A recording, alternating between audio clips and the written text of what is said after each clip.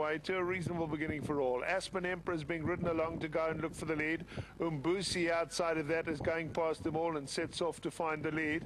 Also going up handy, Dogmatism now goes round them all as they head down to the 1,000-meter mark. They're going a good gallop, and Dogmatism is going quickest and has found the lead and gets away to lead it by 2.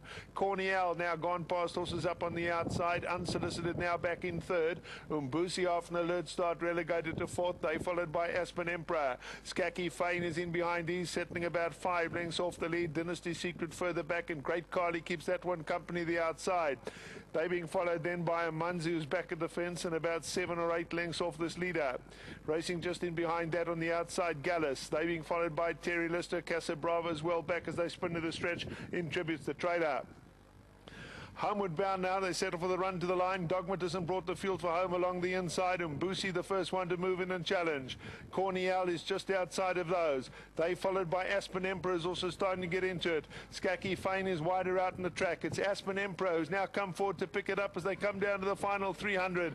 Aspen Emperor going on strongly down towards the inside. Dogmatism trying to stay with that one.